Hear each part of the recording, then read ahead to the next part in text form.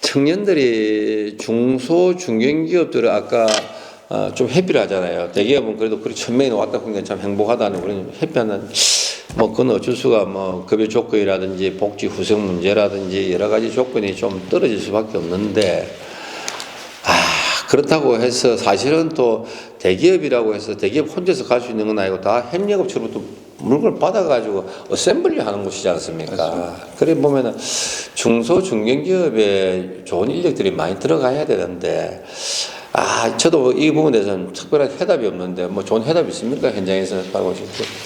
제일 좋은 해결 방법은 시간이 좀 걸리지만은 출산율이 높아지면은 인구가 많아지면은 자동적으로 해결이 될 수 있을 것 같지만은 뭐 그 하나의 지금 단계적인 대안으로는 외국인 노동자의 수급 문제도 있는데 저희도 외국인 노동자는 지금은 저희가 쓰다가 좀 쓰지를 않지만은 외국인 노동자 수급도 저희가 제 생각엔 이게 외국인 노동자를 사용한다는 게 해결책은 아니고 우리가 우리의 만들 수 있는 그 구조 여건이나 이제 수급의 안정을 만들기까지의 과도적인 단계를 거치는 그 완충 역할을 해주는 분들이 외국인 노동자라는 접근 방식으로 해서 조금 그런 부분도 저희가 시간을 가지면서 조금 필요해서 사용을 좀 늘려나갈 필요가 있을 것 같은데 청년들이 아무래도 대기업보다 중소 중견기업을 잘 모르는 부분도 있어서 저희가 이렇게 좀 괜찮은 중견기업이나 중소기업도 조금 더 많이 알려주고 홍보를 하는데 그게 뭐 기업이 좋다 이런 뿐만 아니라 청년이 잘 할 수 있는 일자리가 된다라는 이런 방식으로 조금 더 알려줄 필요도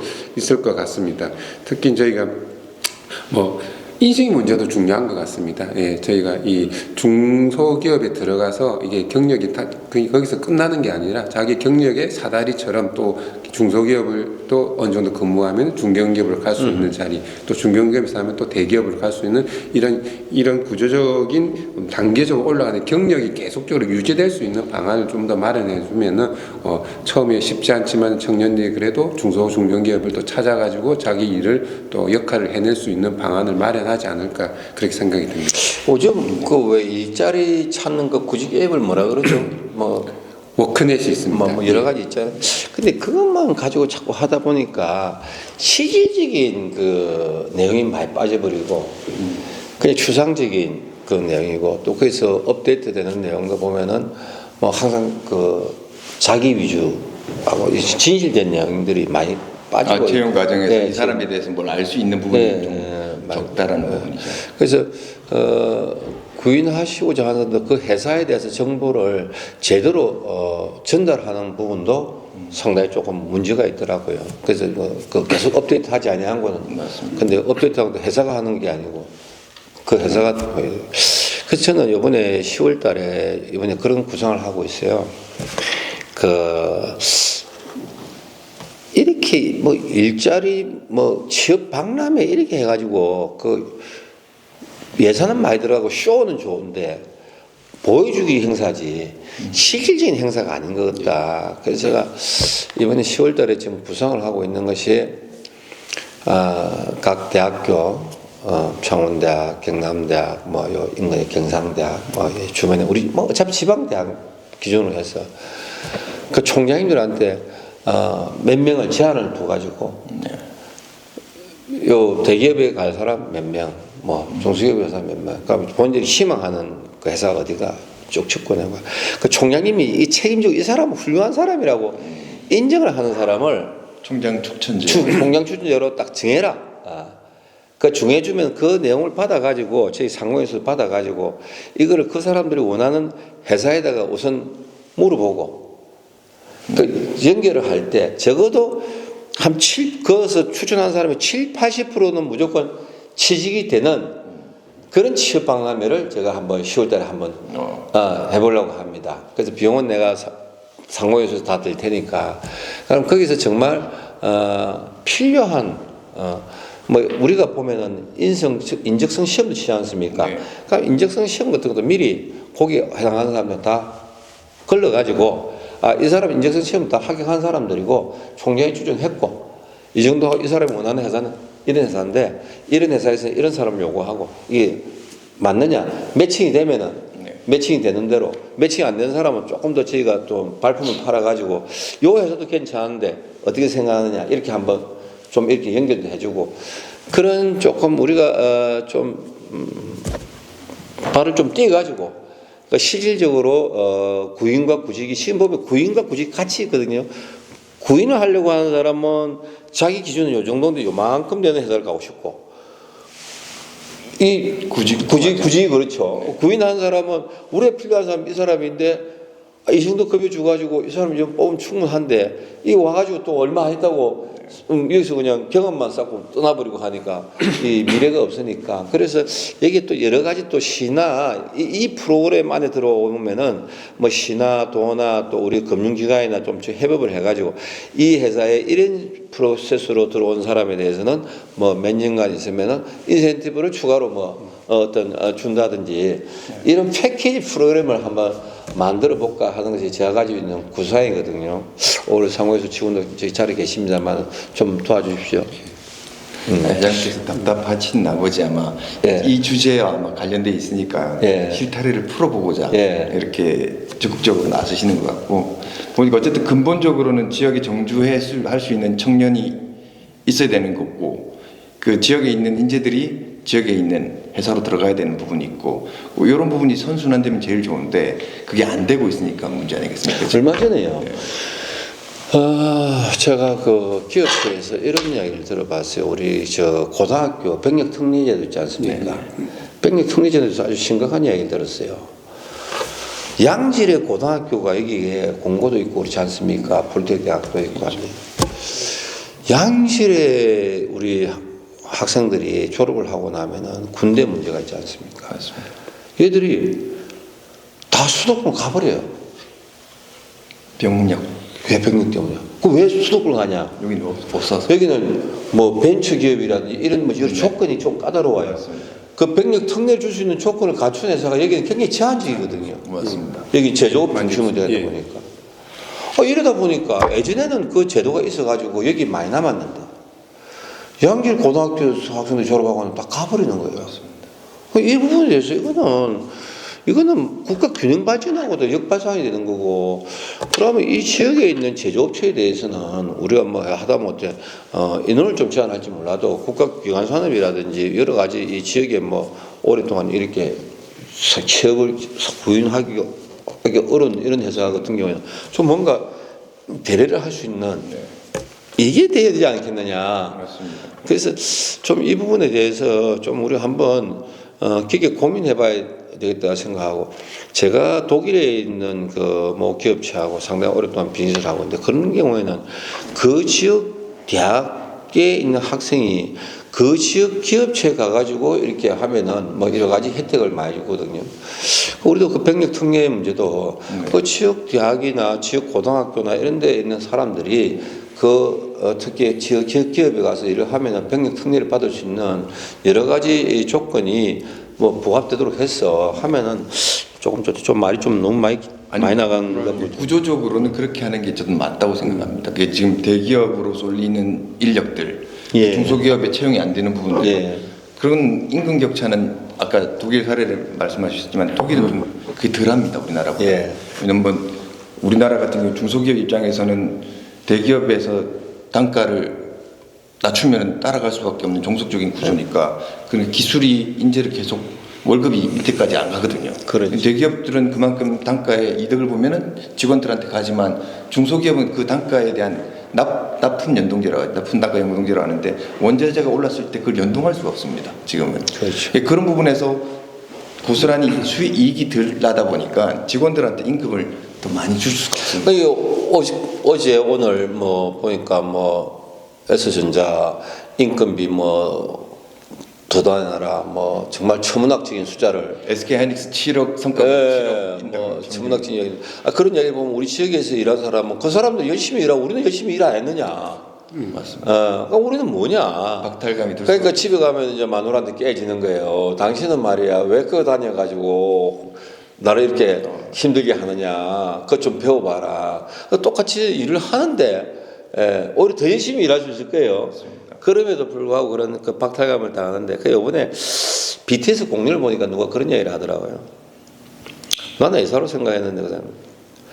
아니 서울에 살면은 BTS 공연을 볼 수 있는 기회라도 있지. 여기는 아예 기회조차 없다. 근데 내가 왜 여기 살아야 되느냐. 그러니까 나도 그 부분에 대해서 특별하게 내가 해줄 수 있는 해답이 없어요. 앞서 말씀하신 문화적인 부분이 예. 지금 이제 그래서 이번에 이제 저희가 그래서 맨날 그 법인세 좀 차등화해 달라. 그 다음에 법인세 차등화 이야기 들었습니까? 예. 아마 말씀하신 게 다 이제 구조적인 부분을 갖다가 이 틀을 좀 깨야 된다. 그렇죠. 예, 그 말씀 같습니다. 어쨌든 청년들이 이 부분에서 지역에 있는데 병역 혜택을 볼 수가 없으니 그 고등학교 때 배운 기술을 갖다 곧바로 써먹을 수 없다는 얘기. 그렇죠, 그렇죠. 그리고 마찬가지 문화적 혜택도 여기가 이제 인프라가 부족하니까 정주하지 못하는 사람들이 수도권이나 뭐 부산으로 가는 부분. 주말 되면은 창원에서 부산으로 엄청 많이 빠져나갑니다. 그런 부분, 문화 인프라, 병력 혜택, 그리고 법인세도 마찬가지. 기업은 지역의 인재를 뽑고 싶은데 기업의 혜택이 뭐가 있냐 이거죠. 저기 뽑겠다. 수도권 인재 말고 지역 인재 뽑겠다. 나한테 뭐가 없냐? 뭐 그런 부분에서 법인세를 줘서 적극적으로 풀어야지. 네, 만들 필요가 있습니다. 사실은 오히려 지방에 가면 돈을 더 줘도 됩니다. 그 힘들거든요. 그래서 사실은 참 그런 고민이 그래서 이번에 다행히 이번에 국회 예산처로부터 저는 고민을 많이 했어요. 비수도권 기업에 대해서 법인세 3%를 인하를 하면은 얼마나 1년에 예산이 들어가느냐 고민을 많이 했는데 다행히 이번에 내놓은 자료 보니까 1조 8천억입니다. 생각보다 적어요. 엄청 적어요. 어떻게 그걸 왜 적냐 이렇게 보니까 법인세 많이 내는 기업들은 다 대부분 서울에 있다는 거예요. 그래서 사실 비수도권 기업들은 기업체 수는 많고 종업원은 많아도 이 세금 내야 할 만한 여력이 있는 그런 숫자는 적다는 거죠. 그래서 뭐 그런 이야기 정도로 하고요. 혜택을 더 줘야 됩니다. 예. 저희 예전에 이런 말이 있지 않습니까? 말을 잘 키우려면 제주도로 보내고 사람이 잘 되려면 서울로 보내라 해서 인력이 서울에 계속 갈 수 있는 뭐 구조적인 이런 인식도 붙어 있는데 역으로 생각하면은 말 같은 특산물이 제주도로 가야 되는. 보내라 하면은 지방에서도 저희가 잘하고 특화할 수 있는 걸 만들어내면은 거기를 분명히 모일 수가 있다는 계기도 되기 때문에 수도권에 집중되어 있는 이런 부분들을 지방으로만큼 많이 좀 내려서 특히 저도 이제 2세 경영인이지만은 솔직히 아까 잠깐 말씀 나오셨지만은 저기 뭐 이제 가업승계 이런 부분에 대해서도 제 생각을 해보면은 제가 뭐 수도권에 있는 분들은 뭐 잘 하시니까 뭐 제 생각은 안 하지만은 지방에 있으면서 특히 제조업을 하면서 가업승계 2세가 계속 그 아버지가 하시는 거를 계속 하겠다 하면은 아까 말씀하신 대로 이거는 뭐 상속세를 걷어가는 게 아니고 장려금을 주면서까지도 야 너가 계속 우리 지방에 있으면서 이 기업을 계속 영위하려고 하는데 고맙다. 우리가 더 잘해볼 수 있는 방향으로 가자. 이런 좀 으쌰으쌰하는 부분이 좀 더 있어야지 그나마 지방에서 2세들 사업 승계들이 계속되지 그렇지 않고 수도권과는 똑같은 조건이다 똑같이 한다라면은 저 같아도 굳이 우리 애들한테 야 내 밑으로 와서 일해라 한번보다 야 그냥 서울에 더 여건이 더 좋고 서울에 더 기회가 많으니까 서울에도 찾아봐라 이렇게 할 수 있을 수밖에 없지 않을까라는 생각을 많이 해서 그러니까 수도권하고 비수도권하고 상속세 문제라든지 모든 문제를 갖다가 분리해서 봐야 된다. 그러니까 우리가 요즘 부동산 문제를 가지고 하도 TV마다 저녁마다 떠나는데 요즘 뭐 전세값이 뭐 올랐다 또 월세가 또 이렇게 뭐 이렇다 저렇다. 지방은 반대 현상이잖아요. 예, 맞습니다. 제가 이 20년 전에 집 사놓은 게 아직도 가격이 안 올랐거든요.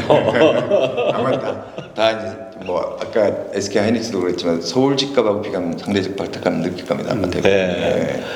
그래서 서울로 아까 보내라는 사람을 제주 서울로 보내라는 것도 좀 서울 사람 지어낸 것 같고, 근데 서울로 보내라는 것도 실은 교육이랑 의료랑 뭐 이런 인프라들이 다 쏠려 있기 때문에 그런 말이 나왔지 않겠습니까? 그런 거 아닌 것 같습니다. 그래서 그렇게 하려면 지방을 무조건 살려야 되니 아까 말씀하신 모든 그런 혜택들이 특혜 아니냐 할 수 있는데 좀 특혜가 아니라고 생각합니다. 이거 균형을 이렇게 맞추려면은 파격적 결단을 내려야 된다고 생각합니다. 출산율 1억 준다고 누가 얘기했을 때 그거 과도한 거 아니냐 했었죠.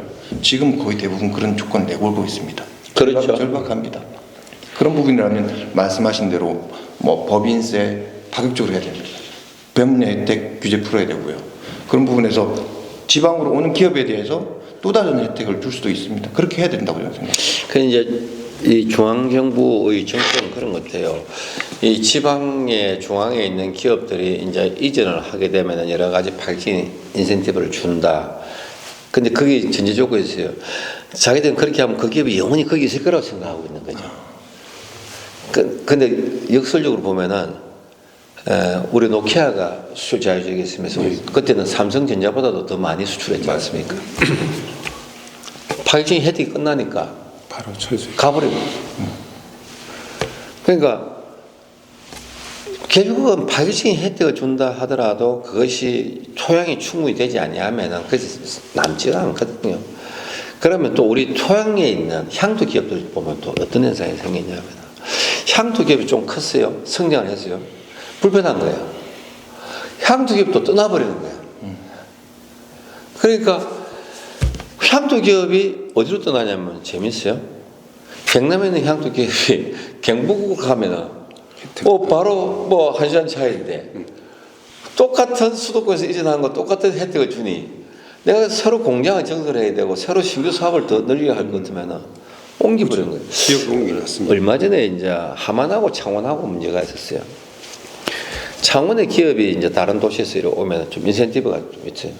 함안은 군단이니까 인센티브 줄 수 있는 자치단체 여력이 적지 않습니까? 그러니까 함안에 있는 기업이 창원으로 오는 거예요. 맞습니다. 그래서 인센티브를 받아먹는 거예요.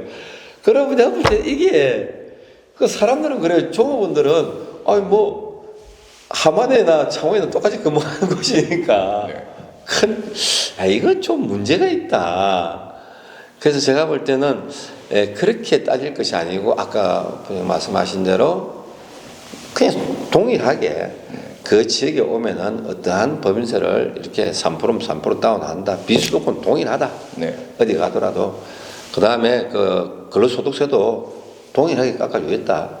이렇게 비수도권과 비수도권만 구분시켜가지고 하면은 훨씬 더 좀 맹렬하게 될 건데 이거를 중앙부 수도권 중심에서 생각을 하다 보니까 부동산 정책도 뭐 양도세는 어떻게 한다 뭐 한다. 아니 여기는 무슨 집을 팔아가 남는 게 있어야 양도세를 내죠.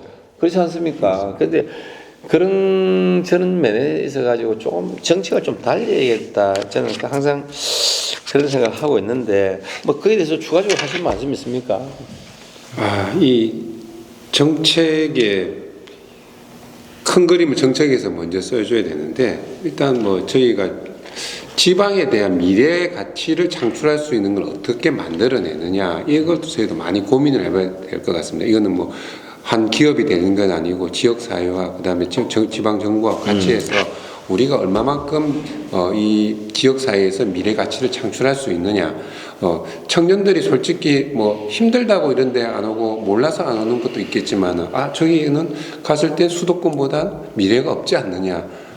이런 것도 되게 많이 할 수 있기 때문에 뭐 급여도 어느 정도 중요하지만 자기가 얼마만큼 더 살 수 있고 버틸 수 있느냐 그 이후로 더 내가 성장할 수 있는 가치를 더 만들어낼 수 있느냐 이런 것들이 좀 더 있으면은 조금 더 우리 지역 사회가 더 크게 나갈 수 있지 되지 않을까.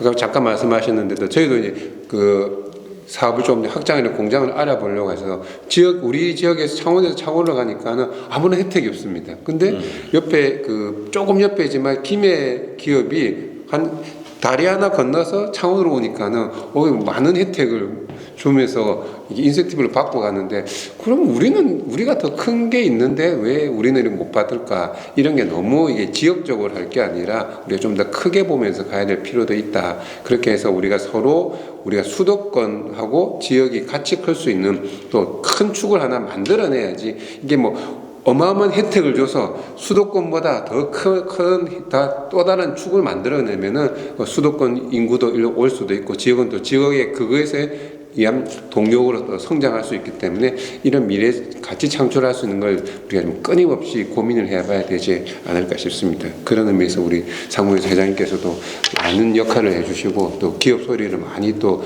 알려주시고 그다음에 또 정부에서 하는 것에 대해서 방향도 좀 제대로 좀 많이 잡아주셔가지고 특히 우리 지역에 대해서 조금 더 지역이 지역으로서 살 수 있게 뭐 지방 소멸 이런 말 듣기 싫지 않습니까? 지방은 지방대로 버틸 수 있고 이렇게 우리끼리 살 수 있는 힘을 만들어줄 수 있는 것들은 우리끼리 똘똘 뭉치면 충분히 할 수 있다고 생각하기 때문에 이거에 더해서 조금만 더 옆에서 서포트가 더 오면은 저희 지역이 수도권 못지않게 더 힘차게 나갈 수 있지 않아 그런 생각을 해봅니다.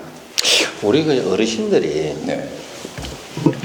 이 뭐 밀양이나 뭐 합천이나 함양이나 이런 계신 분들이 자식들은 서울에 있으니까 이제 부모님들 오래됐으니까 이제 서울로 오세요. 아니면 부산으로 오세요. 창원으로 오세요.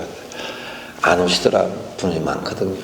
자기가 거기 오래 사는 것도 있지만 거기에 오래 살면서 따뜻한 정이라는 게 있는 것 같아요. 그 주변 사람과의 그 따뜻한 정. 이건 돈으로 환산이 안 되는 것 같아요. 그래도 과거에는 제가 고등학교 다닐 때 비가 올 때 어림사란 절로 가다 보니까 비가 왔어요. 그때 우리 때는 교복이 있었지 않습니까? 교복을 입고 접고 있었는데 처마 밑에 있으니까 그 주인 아저씨가 항상 들어오라고 들어오니까 그 마지막 들어올 때 그 무산도 그때 없고 와서 철에 구경 한번 갔다 온다 그랬는데 거기 앉아 있으니까 이제 대청마루에 이제 앉아 있으니까 그 아저씨가 그러더라고요. 조금 있으니까 이 더운 물을 다라에다가 가져왔어요. 그랬다가 가지고 뜨신 물에 발 담가야지. 지금 이러면 나중에 발 그 동상 그때 조금 추웠거든요. 동상 걸릴 수 있다. 그 생판 모르는 집이잖아요.